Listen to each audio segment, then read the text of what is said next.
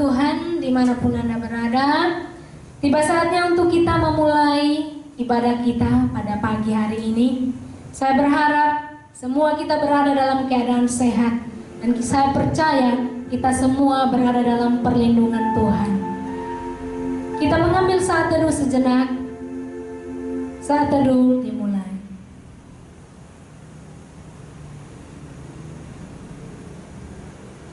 Pertolongan kita adalah dari Allah Tritunggal, Tuhan yang menciptakan langit dan bumi, laut dan segala isinya.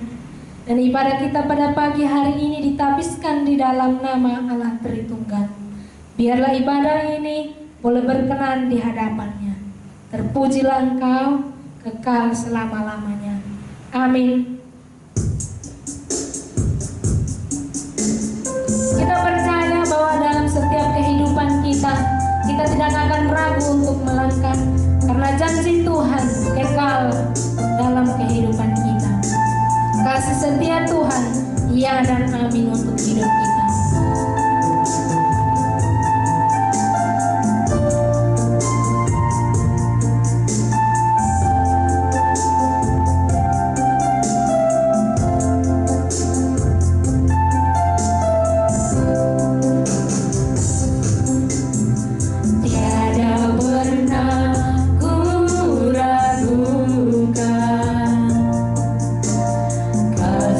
Setiamu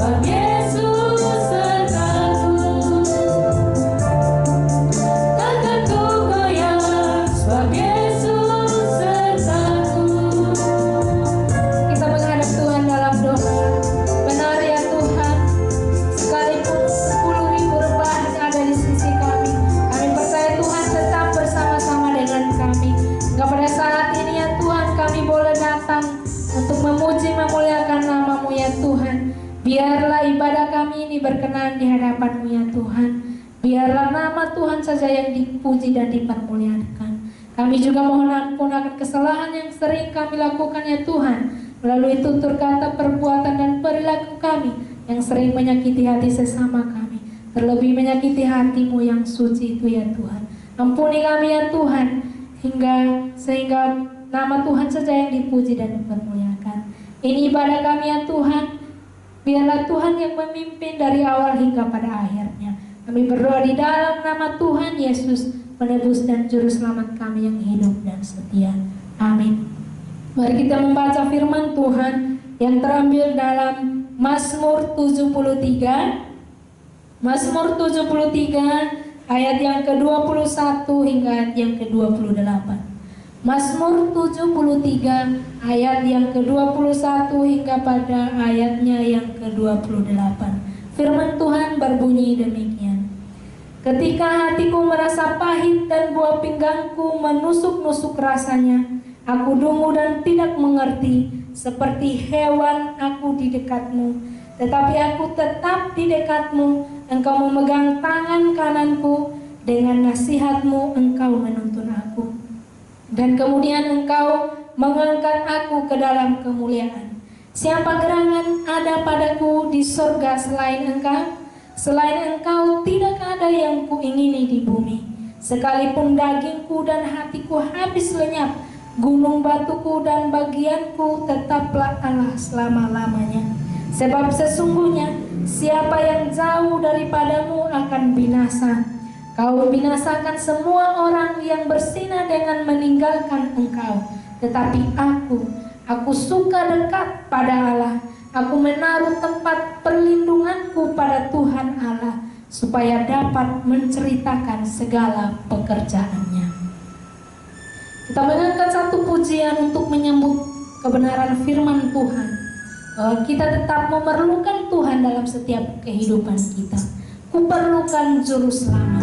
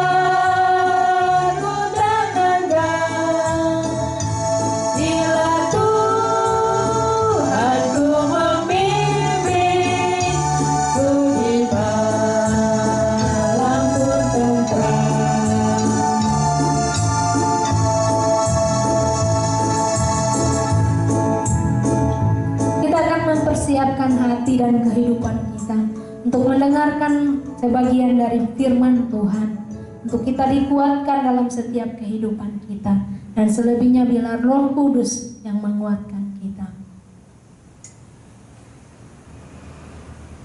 Seperti rusa yang haus, rindu aliran sungai-Mu, begitupun hatiku merindukan firman-Mu.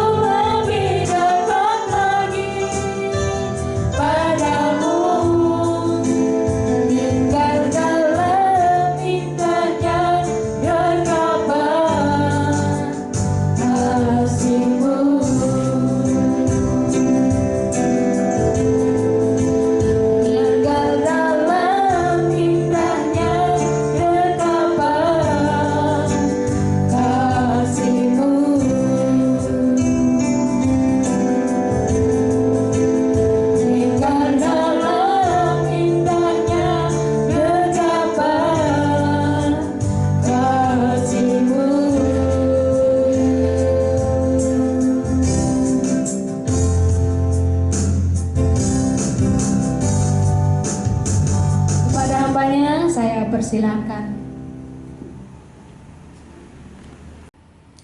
Ya, jumpa lagi dengan saya pada pagi ini. Kita akan merenungkan sabda Tuhan. Saya harap saudara sekalian dalam keadaan sehat dan sukacita senantiasa. Sebelum kita membuka firman Tuhan untuk direnungkan, mari kita mohon pimpinan Roh Kudus. Bersyukur untuk pagi ini, untuk kesempatan ini Tuhan beri kami nikmat surgawi, kesehatan, sukacita, damai sejahtera masih ada di tengah-tengah kesulitan di dalam menjalani setiap hari hidup kami melewati masa-masa sulit. Berkati kami pada pagi ini, bahkan selama-lamanya, dan istimewa kami akan merenungkan sabda Tuhan, pimpinan penyertaan kuasa dari Allah yang Maha Tinggi melimpahi kami. Bersyukur dan berserah di dalam nama Tuhan Yesus. Amin. Kita membuka Alkitab kita dari Ulangan pasal 1. Ulangan pasal 1 ayat 29 dan 30. 29 dan 30 dari Ulangan pasal 1. Ketika itu aku berkata kepadamu, janganlah gemetar, janganlah takut kepada mereka. Tuhan Allahmu yang berjalan di depanmu, Dialah yang akan berperang untukmu, sama seperti yang dilakukannya bagimu di Mesir di depan matamu. Saudara, hidup ini sebenarnya hanya sementara. Tidak ada di bawah kolong langit ini yang punya nilai kekal. Pada akhirnya semua akan lenyap, termasuk saya dan saudara. Tidak ada di antara kita yang bisa hidup ribuan tahun dan menikmati berkat Tuhan selama-lamanya di bumi ini. Kita hidup bagaikan uap, firman Tuhan bilang, kalau kita bandingkan dengan durasi kekekalan. Kita masuk di dalam kekekalan dibandingkan dengan hidup di dunia ini kecil sekali durasinya, lamanya. Itulah sebabnya Tuhan bilang bagaikan uap,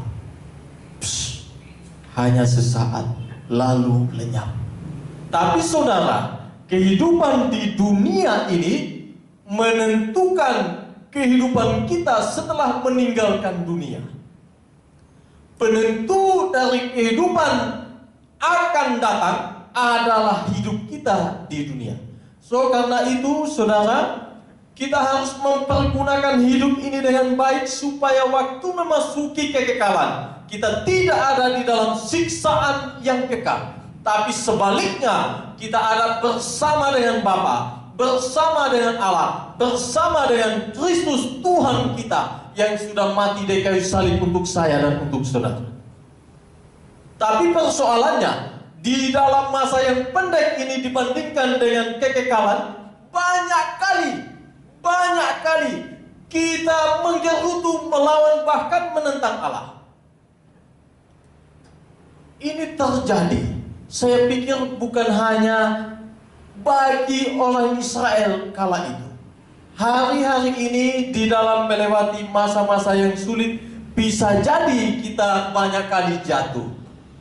Ketika Tuhan memberi kesempatan kepada kita untuk menikmati berkat-berkatnya di tengah-tengah kesulitan ini, mata kita tidak bisa melihat. Karena kita condong kepada satu dan lain hal yang menurut kita ini adalah sesuatu yang krusial yang menentukan jalan hidup kita. Misalnya kekurangan makanan, di PHK, dirumahkan dan tidak ada uang, kekurangan segala-galanya. Lalu kita pikir ini yang utama. Saudara, firman Tuhan bilang yang utama dari kita ini adalah hidup, bukan tubuh, bukan pakaian, bukan tempat tinggal, tapi hidup. Lalu hidup yang mana? Adalah hidup yang berkenan kepada Tuhan. Walaupun kita susah, walaupun kita dalam pergumulan hebat, tapi jangan sampai kita meniadakan yang utama dari hidup ini, yaitu mencari, memuliakan, menyenangkan Tuhan. Itu yang terutama, itu yang pertama. Bagaimana kita menyenangkan Tuhan? Tuhan Yesus bilang, mengasihi Tuhan dengan segenap hati, jiwa, kekuatan kita. Intinya totalitas dari kehidupan kita menyenangkan, memuliakan Tuhan. Kalau yang lain itu bersifat sekunder di dalam memuliakan Tuhan. Tapi saudara, banyak kali kita tergoda dengan hal-hal yang bersifat biasa, sepele dari prinsip keimanan kita. Saudara yang terkasih dalam Tuhan, firman Tuhan yang pada kesempatan ini kita renungkan mengingatkan kita, bahkan meneguhkan kita. Lalu kalau yang selama ini sudah mulai loyo, jatuh bangun dan lemas, bahkan tergeletak, Tuhan bilang ini sebagai teguran dan kekuatan bagi kita. Tuhan bilang, jangan gemetar, jangan takut, jangan ada itu. Memang sesuatu yang susah ketika kita ada dalam kelemahan lalu dibilang begitu. Kita ada dalam banyak pergumulan dan itu mendesak kita, lalu ada yang mengatakan jangan gemetar, jangan takut. Peristiwa ini dialami oleh orang Israel. Mereka sedang dilanda ketakutan dan kegemetaran karena satu hal yang berada di hadapan mereka. Tidak mudah, tapi kita bisa lewati. Karena bersama Tuhan tidak ada satupun yang bisa meluluh lantakkan kita. Ujian tadi katakan, kalau orang lain jatuh tergeletak, bahkan sampai ribuan di sekeliling kita demikian adanya, kita tetap teguh asalkan kita terkoneksi. Tangan kita dipegang oleh yang maha tinggi, maka apapun kita bisa lewati. Walaupun 1000 rebah, 10.000 rebah di sebelah kiri kanan kita, muka belakang kita, tapi kita tetap berpegang teguh karena tangan yang maha kuasa memegang tangan kita, lalu dia tuntun hidup kita. Rahasianya hanya satu, mari kita terus bersandar bergantung kepada dia. Jangan jemu-jemu untuk dekat dan selalu berserah kepadanya. Itu rahasia. Dalam hal apa kita melakukan itu? Dalam segala hal. Lalu bagaimana caranya? Firman Tuhan mengajar kita dua hal yang prinsip yang tidak boleh kita abaikan, yaitu selalu mencari isi hati, suara Tuhan seperti apa yang mau dia sampaikan kepada kita. Itu dengan firman-Nya. Ini harus menjadi bagian dari hidup kita, di mana kita bicara kepada Tuhan melalui firman-Nya, juga berkomunikasi, bicara kepada Tuhan melalui doa-doa yang kita naikkan kepada Tuhan. Tuhan kita bukan Tuhan buta, bukan Tuhan yang tuli, tetapi dia punya telinga maha mendengar. Dia bisa melihat, maha melihat. Karena itu dia tahu apa yang menjadi persoalan saya dan saudara. Jangan pernah takut untuk hal itu, karena dia berjanji dia tidak pernah tinggalkan saya dan saudara sedetik pun. Karena itu menjadi kekuatan bagi kita untuk terus berada menikmati hadirat Tuhan di tengah-tengah kesulitan dan pergumulan dan tantangan yang hebat yang kita hadapi. Saudara, waktu Israel diperhadapkan dengan ketakutan dan kegemetaran, kita tahu bagaimana kalau kita gemetar karena takut ya. Itu kamu tahu, kita melihat itu, waduh, kita bisa bayangkan. Nah ini dia takut gemetar bukan karena ada di depan orang banyak lalu dia harus bicara lalu takut, atau bukan sedang bertemu dengan presiden lalu presiden mau kasih sepeda lalu dia gemetar karena lalu saking kagumnya, saking hormatnya, tetapi juga dengan begitu senang dia melihat seorang sosok yang dikenal di republik ini, lalu dia melakukan itu. Tidak. Mereka takut karena ada musuh mengancam nyawa, membunuh. Kita kalau nyawa kita terancam, gemetar, ketakutan luar biasa. Israel masuk pada fase itu. Mungkin kita belum, atau mungkin pernah. Nah, itu yang kita akan pasti tahu betul bagaimana rasanya seorang yang takut ketika Tuhan dia merasa tidak menolong dia. Ketika dia pikir Tuhan tutup mata dengan kesulitan-kesulitan. Saudara, dalam hal itu Tuhan tidak pernah tinggalkan kita. Walaupun kita merasa kita ditinggalkan oleh Tuhan. Bangsa Israel ketika mendengar berita dari 12 pengintai mengatakan bahwa orang di Kanaan sana orangnya tinggi besar. Itu keturunan Enak, itu keturunan raksasa. Lalu mereka membandingkan orang raksasa itu dengan mereka bagaikan belalang. Mereka dilihat bagaikan belalang, sebaliknya juga demikian. Lalu ditambah-tambah lagi dibilang orang di sana itu kanibal, makan manusia, makan sesama. Waduh, kubu-kubunya besar, bahkan sampai ke langit. Nah, itu bahasa-bahasa. Luar biasa bahasa-bahasa itu disampaikan kepada bangsa Israel, lalu menciutkan nyali untuk masuk tanah Kanaan. Saudara, di sini kita belajar satu hal. Kita tahu Kanaan itu secara rohani menggambarkan surga yang akan kita tempati setelah meninggalkan dunia ini.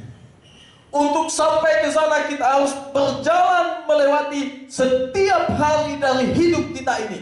Lalu kita masuk dalam kerajaan Allah yang harusnya kita masuk di sana dengan penuh sukacita, dengan penuh kegembiraan dan damai sejahtera.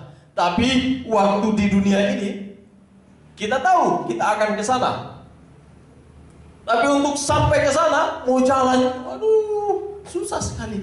Kenapa susah? Karena waktu jalan ada kerikil, waktu jalan kita harus tanjak, naik sampai ke atas, lalu capek, lalu itu artinya adalah kita banyak menghadapi persoalan hidup, banyak sekali melewati rintangan demi rintangan, lalu pada akhirnya kita ciut, lebih baik saya stop sampai di sini. Banyak sekali.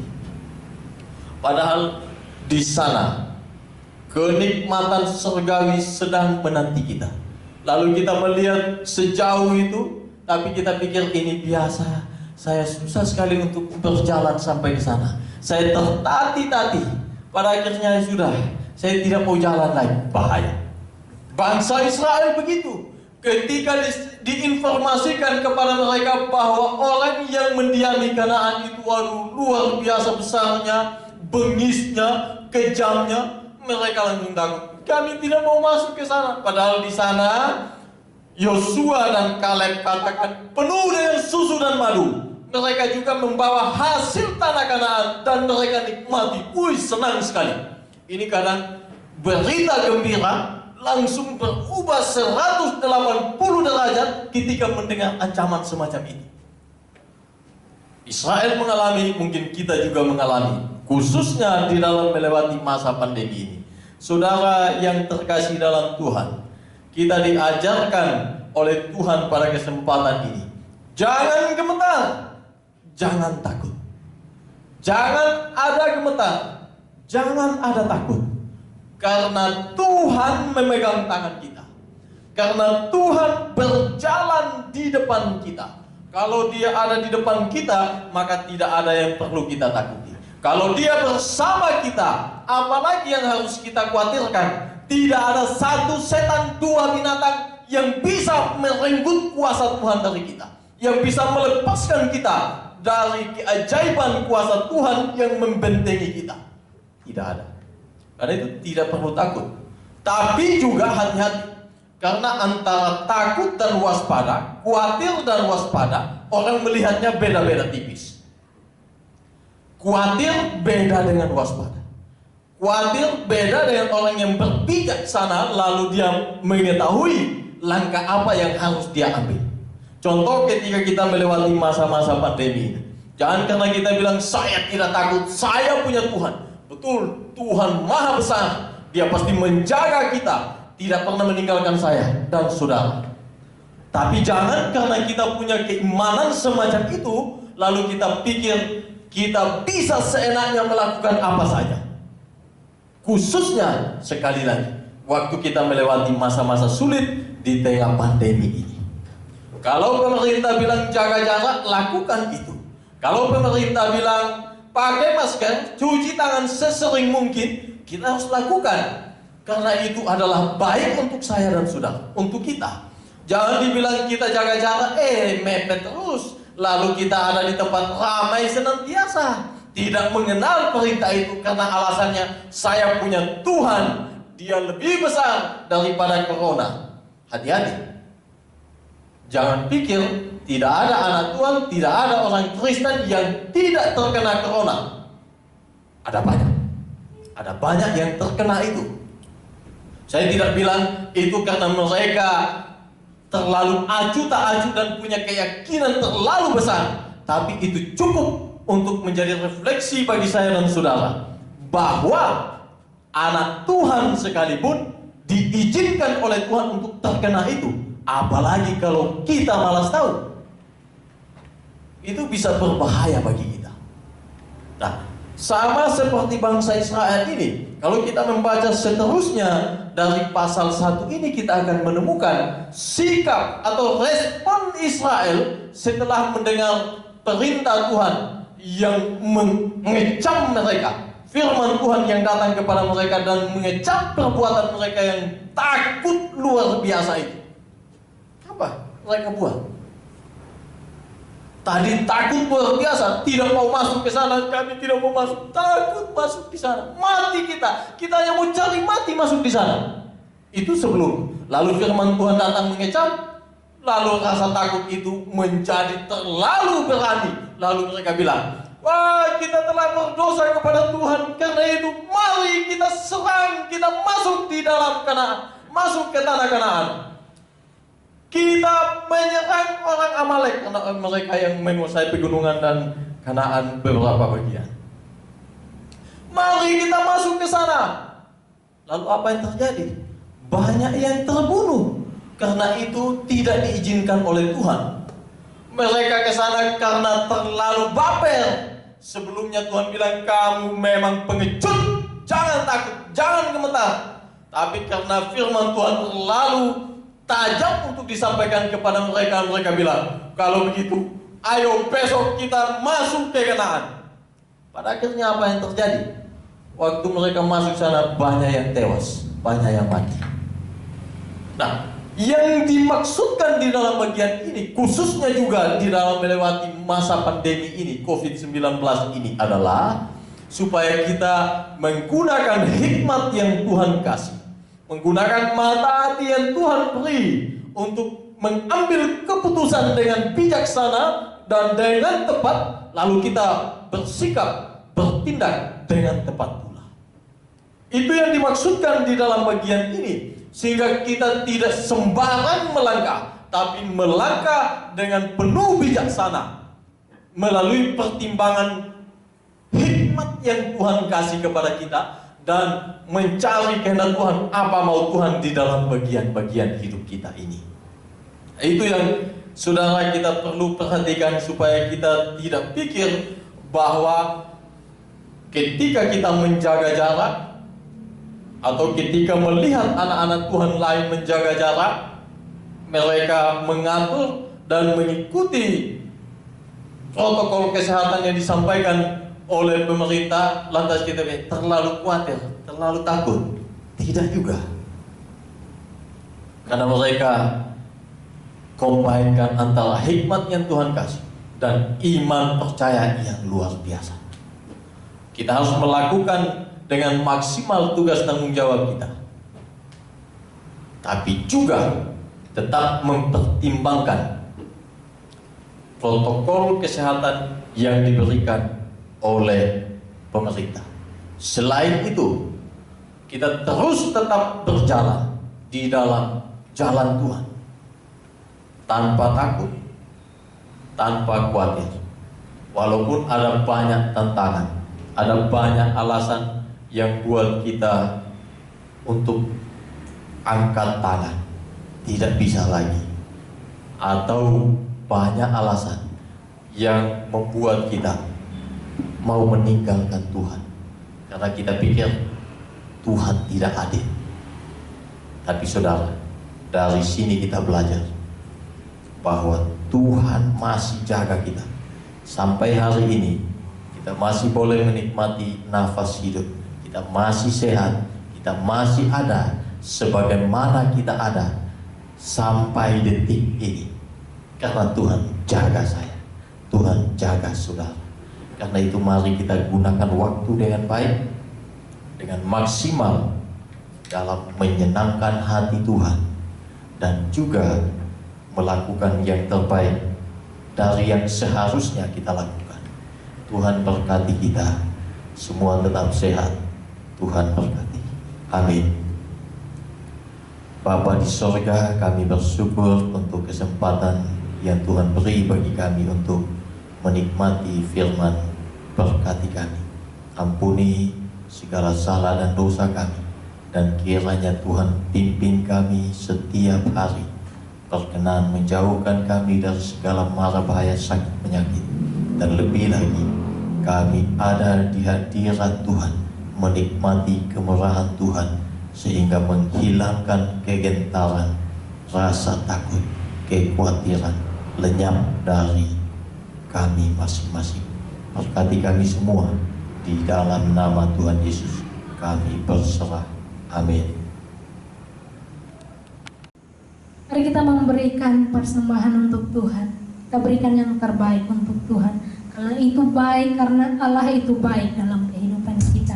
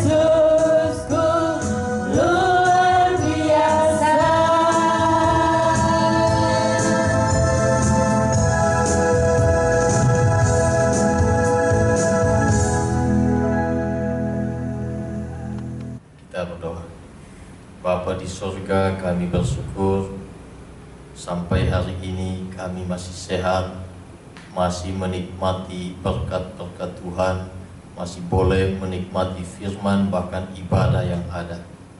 Tuhan, Engkau mengenal kami jauh daripada kami mengenal diri kami. Engkau mengetahui mengenal kesusahan demi kesusahan, pergumulan demi pergumulan. Tuhan, kami mohon Engkau tolong kami, beri kami kekuatan yang cukup melewati semua ini.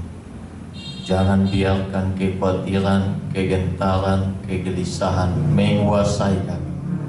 Biarlah Roh Kudus Tuhan menaungi kami, sehingga sukacita, damai yang tak terkatakan selalu menikmati hidup sanubari kami. Bapa di surga, kami mohon pimpinan-Mu dalam sepekan ini bahkan seterusnya.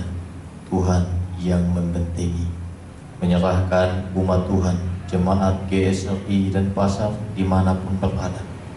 Bentengi dengan kuasa dan keajaiban Tuhan, dijauhkan dari segala mara bahaya sakit penyakit, teristimewa dari COVID-19 ini. Kiranya kami terus ada dalam naungan kasih Tuhan. Terus berdoa untuk Gembala kami, Pak Pendeta Olimpas, terus melimpahi dengan kekuatan bahkan kesehatan yang melimpah.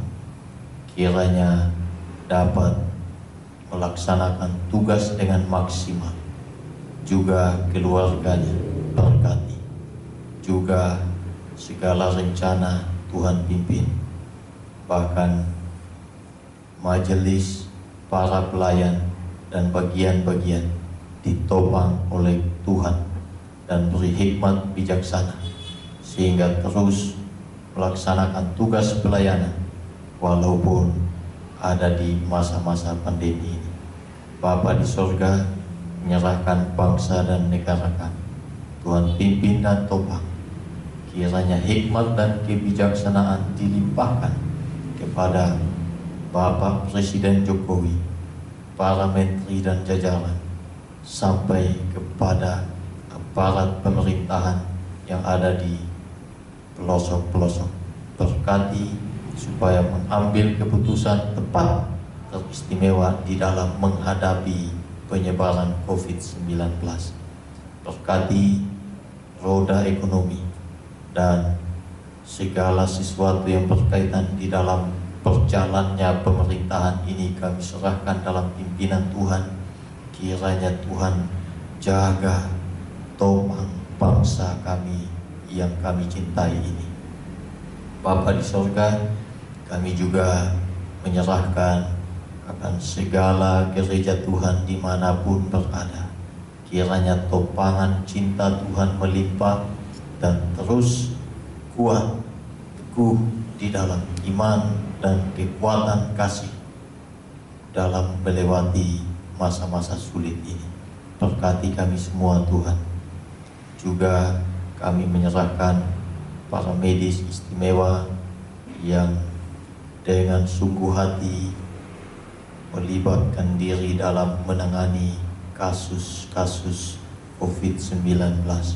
Beri kekuatan Tuhan dan biarlah Tuhan bentengi, menjauhkan dari COVID-19. Demikian juga dengan saudara-saudara kami yang terkena COVID-19, Tuhan berkenan tetap kuatkan dan kiranya Tuhan pulihkan. Berserah hanya di dalam nama Tuhan Yesus, Tuhan menolong kami semua. Amin. Kita akan nutup ibadah kita. Mari kita mengarahkan hati kita kepada Tuhan. Di penghujung ibadah ini Tuhan, kami datang berserah kepada-Mu dan memohon berkat. Karena itu arahkanlah cahaya kemuliaan-Mu bagi kami, dan kiranya kami semua mendapat berkat Tuhan. Kasih karunia dan damai sejahtera dari Allah Tritunggal, Bapa, Anak, dan Roh Kudus melimpahi kita kekal selama-lamanya. Haleluya. Amin.